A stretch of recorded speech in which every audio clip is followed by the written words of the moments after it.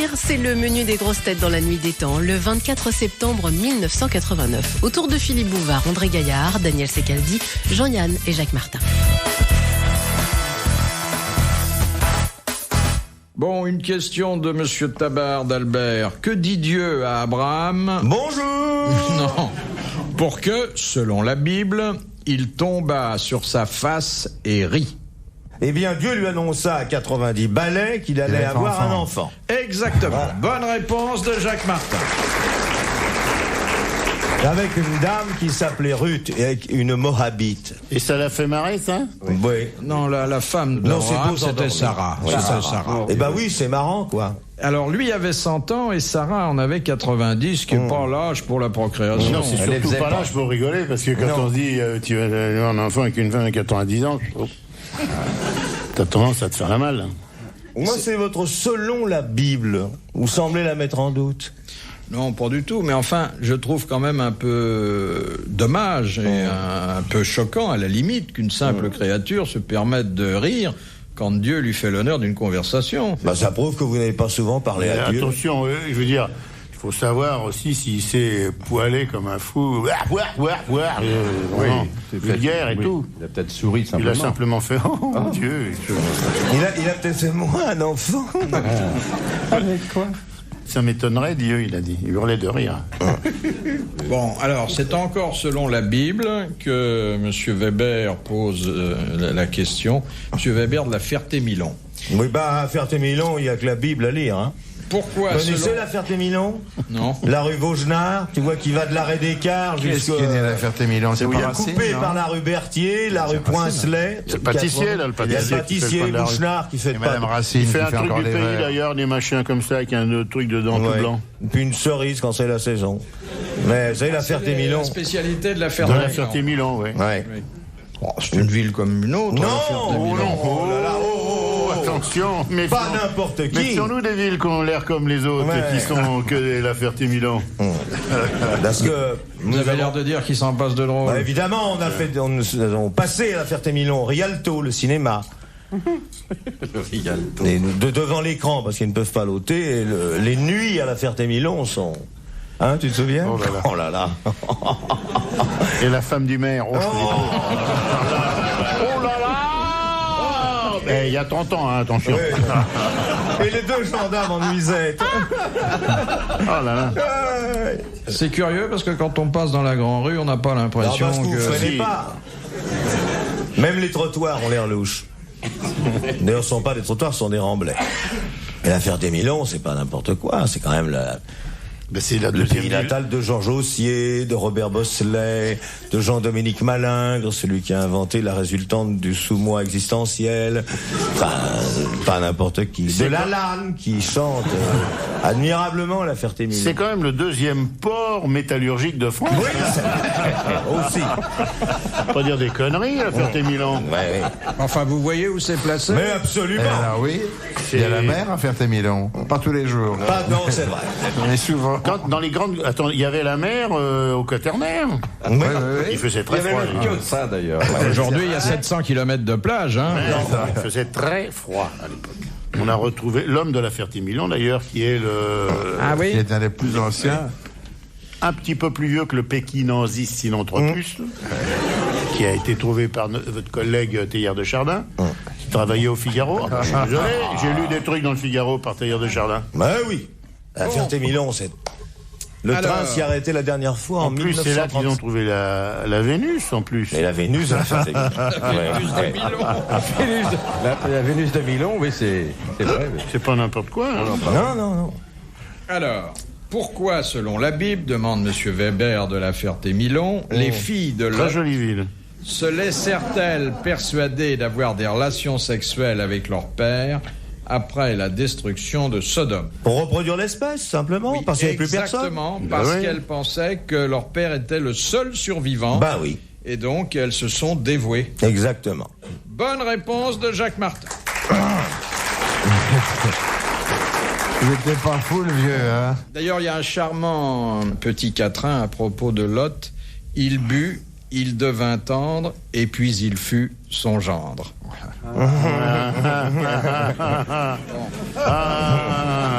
C'est charmant. Tu te rends compte? Et ce serait pas un proverbe de la Ferté-Milon, ça? Ils avaient une chienne, d'ailleurs, qui s'appelait Vinaigra. Vinaigra? Oui, et un jour, Vinaigra l'échalote.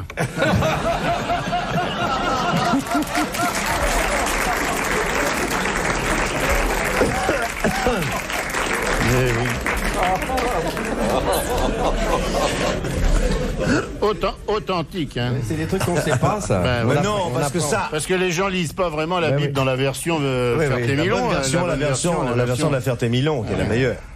Philippe Bouvard sur RTL, 4h, 4h30, les grosses têtes dans la nuit des temps. Monsieur Belbec de Livry-Gargan. Non, c'est au Liban. Belbec, c'est au Liban. J'y ai joué, j'ai fait le festival de Belbec. Balbec. Belbec, on dit. En Touareg. Belbec. On avait joué Metrahidat de Hassim. Metrahidat. Parce que c'est pas facile de jouer du Racine à Belbec. Racine, c'est bien. Je la connais, moi, Racine, c'est bien. J'aime beaucoup. Boko. C'est très, très poétique. Oh.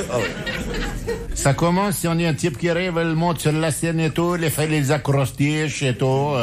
Belbec. Belbec. On nous faisait Harbat, un fidèle rapport. Rome en effet triomphe et Mithridate est mort. Les Romains vers l'Euphrate ont attaqué mon père et trompé dans la nuit. Sa prudence, ordinaire. Après un long combat, tout son camp dispersé, dans la foule des morts en fuyant, l'a laissé mon frère. C'est le centre dramatique de Tombouctou.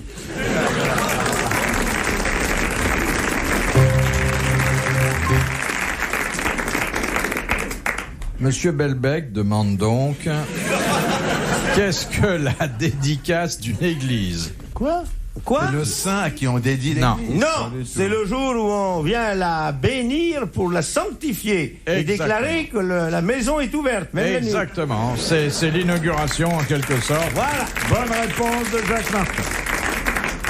Question de Monsieur Cambrelin. Quelle fête... Il habite Sa où? sœur est harpiste. Bah, je connais une harpiste qui s'appelle Cambrelin. Bon. Et je connais un chef d'orchestre qui s'appelle Cambrelin aussi. C'est amusant. C'est quoi. intéressant tout ça. J'ai connu un cambrelier aussi. Je sais pas si vous l'avez vu.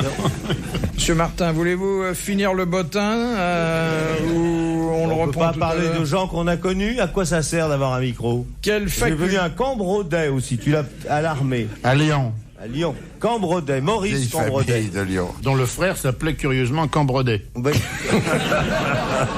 mais n'avait pas le même prénom. Oui. René Louis. Ce qui fait qu'il n'avait pratiquement que le prénom pour les distinguer l'un de Oui, l'autre. Parce que le nom. Enfin, pas tout à fait, parce qu'il n'avait pas non plus le même physique. Ouais. Il L'un était avait plus 22 grand. ans de plus que son frère. Louis René était plus Et grand. le père s'appelait Cambrodet, si mes souvenirs sont Oui, bons. exact. J'ai des moments où Philippe est effondré. J'aime bien, mais je trouve ça débile. Hein. Non. Ça fait quand même 13 ans qu'on écoute des conneries comme ça, 3 fois par semaine, machin, répondre à des questions, on trouve toujours tout. Alors évidemment, une fatigue intellectuelle s'empare de nous et c'est normal qu'on perde des neurones. Alors, C'est-à-dire qu'on en perd 20 000 On par vous combien aurait, on vous aurait pas parlé de la famille Cambredin, vous le sauriez? Où est-ce qu'on les perd, les Les neurones? neurones, oui. Où est-ce qu'on les perd, les À la neurones? Ferté-Milon. Il y a une usine de récupération de neurones à la Il y a un Ferté-Milon. cimetière On perd de 2 millions de neurones par jour ou 20 millions? Oui, à partir de l'âge de 18 ans. 2 millions de par neurones. jour, c'est ça, hein? Dans les urines ou quoi, non? Non. Où ça va, ça, alors? Oui, ça va dans l'atmosphère, ça fait quoi? On Oui, peut mais pas les récupérer? On va pas en faire quelque chose? on n'en a pas besoin, puisque les neurones qui restent sont de plus en plus... On peut peut-être oui, les régénérer? Ah oui, elles sont de mieux en mieux, les neurones Oui. qui restent. Ah bon, d'accord. Ah ouais, c'est les sélections? Ah bah vous sélection. pouvez avoir tout dans une seule neurone. Ah ouais? Et ça, c'est plus intéressant que la famille Cambredet. Bon, d'accord. Je veux bien. Et quand on souffle dans le ballon, non, il n'y a pas de neurones. Non. Il y a un peu d'alcool pour les conserver, c'est tout. Alors donc, Monsieur Cambrelin, dont tout est parti, Oui. demande quelles facultés ont les ongulés dès leur naissance. Alors, je vais dire franchement... Est-ce que c'est bête tout ça? Est-ce que c'est bête ce genre de Ça, ce genre de question piège, Les ça. ongulés, ils les ont à leur naissance. Ils les ont à c'est leur des ongulés de naissance, c'est bien ça. Ils ont un sabot. Moi, je crois qu'il y a... Ils C'est pas naissent des- avec des sabots. Vous savez ce que c'est que les ongulés? Oui, oh là, ils ont des sabios. Eh ben, Oui, ils alors. ont un petit bidule qui pousse avant. Mais ça leur donne la Ils faculté marchent. de marcher à quel moment? À la naissance. À la naissance. Ils Ils marchent sortent à la de chez naissance. maman et ils marchent. Exactement. Grosse supériorité sur l'homme, d'ailleurs. oui, oui. Bonne réponse collégiale. Bien. Ah oui. La Cambrelin a marché à 3 jours, hein. Oui. C'était un ongulé. Il avait des pieds de bouc. De Monsieur Séchet. À quel traître avait-on promis le royaume des Asturies? Le royaume de Léon. À quel qui, quoi? Traître. Traître. Le royaume de Léon.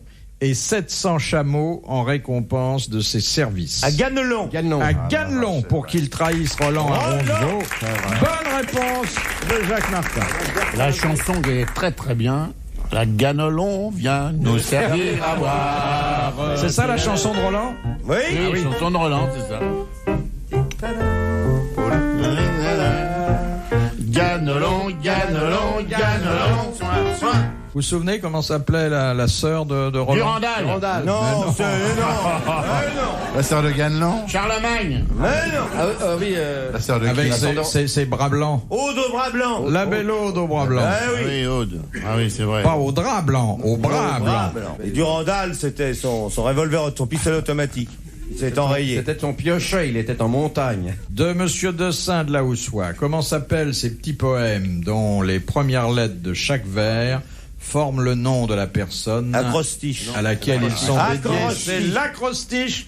Bonne réponse de Jacques Martin. Question de Madame Ménard. Pour quel usage utilise-t-on une chambre absorbante? Pour faire de la radio. C'est une chambre qui absorbe le son pour l'enregistrement. Alors, Pas tout à fait. C'est dans les pneus. non, mais Ça c'est absorbe les clous. vrai Ah oui. que Ça absorbe les clous dans les pneus, il dit. Oui. Une chambre à air absorbante et on roule sur des clous et hop. Ça bouffe C'est les pour clous. le son alors. ça. c'est pour le son. Bien sûr. Donc, c'est lié au son.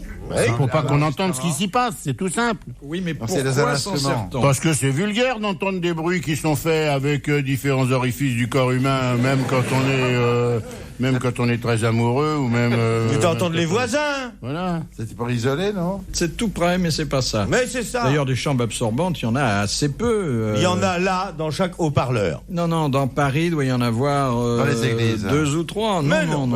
Dans les perceptions, quand les mecs sont battus, qu'on les tape et tout pour leur tirer le pognon. Il y a très peu de chambres absorbantes à Paris. Pourtant, c'est Mais il y une en a, grande ville. de toute C'est une façon, on n'a grande pas. ville. Et elles sont très souvent ambulantes, les chambres Eh oui, la absorbantes. chambre des députés, la chambre du Sénat, ça absorbe beaucoup. Vous voyez, il y a des chambres absorbantes qui stationnent à un carrefour pendant 1 heure ou 2, les puis après CRS. elles vont ailleurs. Des flics, ça? Non. Ce sont des petits camions qui respirent l'air de la ville pour analyser combien il y a de cochonneries au centimètre cube. Non, puisqu'il s'agit du son pour... Les décibels, pour les Pour décibels. mesurer les décibels. Bonne réponse de Jean-Yann et de Daniel Secaldi. Pour mesurer les décibels. RTL, 4h, 4h30, dans la nuit des temps des grosses têtes de Philippe Bouvard.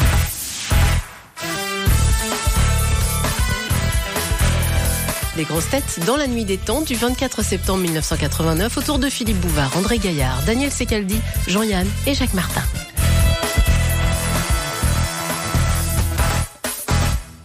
Question de Monsieur Lévy. Sous quel nom est plus connue Juliette Bernard? Ça va, Bernard? Non. Alors c'est C'est Juliette Drouet, non? Non. Elle est morte, la dame? Elle est morte. Une comédienne? c'est pas la femme du boucher?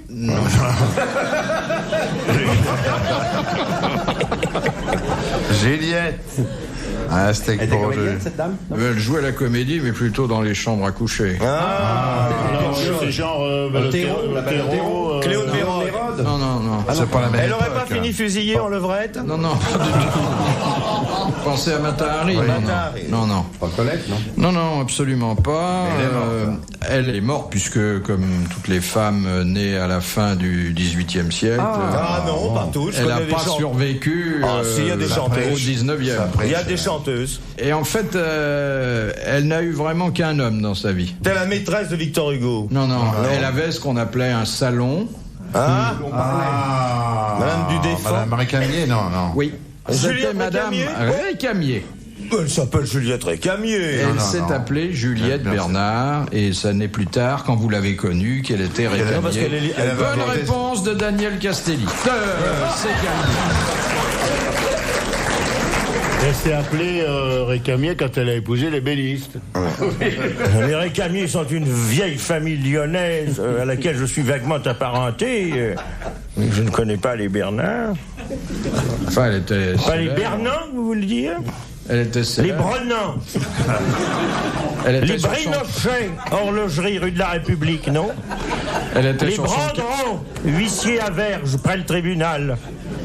Bon, bah, son truc, Les c'était pas les Coste-Calme. huissiers à verge, car elle préférait les dames, paraît-il, madame. Ben, à cause du fauteuil. Du fauteuil. Ben oui, parce qu'il n'y a qu'un côté comme ça, de l'autre côté. Alors avec deux mecs, c'est dur, mais avec une c'est plus commode à deux dames sur un fauteuil Récamier. Hein. L'explication technique me paraît très juste. De madame le prieur d'Agon-Coutainville. Qu'est-ce que la France, l'Italie, l'Espagne, le Portugal et la Roumanie ont comme point commun? La langue, le latin. Oui. Leur langue dérive du latin. Bonne réponse d'André Gaillard. De madame Cazé. Quel est l'unique endroit où le vent vient toujours du sud? Dans le désert, dans le Sahara. Non. Au pôle Nord. Au pôle Nord. Bonne réponse de Daniel Secaldi. Au pôle Nord. Question de madame Pruvot de Massy. Qui fut le dernier souverain vietnamien? Bao Dai. Baodaï. Bonne réponse collégiale. Bao Dai. Ça existe au programme du bac, ça, hein, cette année. Tu le passes? Oh, ça fait longtemps que je l'ai passé. J'ai raté, moi. T'es passé à côté, toi. Dans le truc, dans le journal, là, dans un magazine. Comment vous passez votre bac dans les magazines? Ouais. Il y avait un magazine chic et questionnaire. tout dans l'avion. Bah non, un magazine. Est-ce que vous passeriez le bac et tout? Il y avait des questions. J'ai répondu, j'ai tout faux. Et vous l'aviez eu il y a quelques années? Non. Vous êtes Non mais, plutôt- non mais attention, quand j'ai pas eu le bac, j'étais très jeune, tandis que maintenant. Oui, mais vous êtes plutôt un type stable puisque vous Ah faites... oui, c'est vrai, je suis constant, ça c'est Oui. sûr. Vous êtes capable de faire à l'âge Mais que vous attendez, je avez vais ce vous que dire. vous faisiez il y a 30 ans. Ça prouve que je suis pas prétentieux parce que j'ai pas eu le bac quand j'étais jeune, mais maintenant je continue à pas l'avoir. Je passerai à la licence, je l'aurai pas non plus. Si je passais même une agrégation, je serais pas foutu de l'avoir. Alors. Et ça dans tous les domaines. Dans tous les domaines. Non. Non, pas dans le domaine de la géographie sur la Ferté-Milon. On peut passer sa maîtrise ou son agrégation sur la Oui, Ferté-Milon. c'est quand même un sujet un peu... Ah, faire parce une que thèse. ça vous intéresse pas, mais on peut s'allonger dessus. Est-ce qu'il y a une chanson sur la Ferté-Milon? Oui. Un tango? La Milonaise. Comment c'est? Hein, ça commence. Non, pas de tango. Morissette. Non, c'est de ma faute, je réclame chaque fois un tango. Mais si vous en voulez, je peux vous le faire, mais à la Ferté-Milon, on ne danse pas, c'est danse. Qu'est-ce qu'on danse? Quelle est La crapougnette. Alors sur un rythme de crapougnette. Oui, ça c'est la même chose que le tango, mais nu. Estos vientos trollantos. On demande Zinette au WC.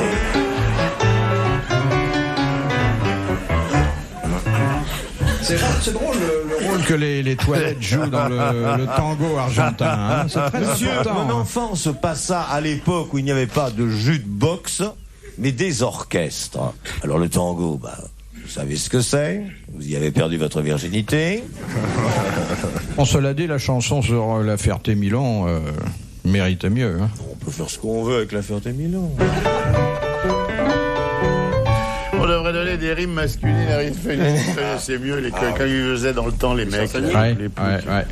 C'était bien les chansonniers parce que les hommes politiques en prenaient plein la gueule. On dit que M. Mitterrand, je vous ai posé son rite, c'est magique, il est perdu. Ça, c'est Paris. Vous voyez, ils avaient, à l'époque, ils y allaient, hein. Voilà. Aujourd'hui, on n'oserait plus aller aussi loin. Hein. On oserait bien ça. On dit, Jacques Chirac, c'est dans le sac. Et genre, voilà, j'ai vécu, de toute façon, j'avais dans le sac, c'est Paris. Vous voyez l'audace. Retrouvez les grosses têtes dans la nuit des temps sur RTL.fr.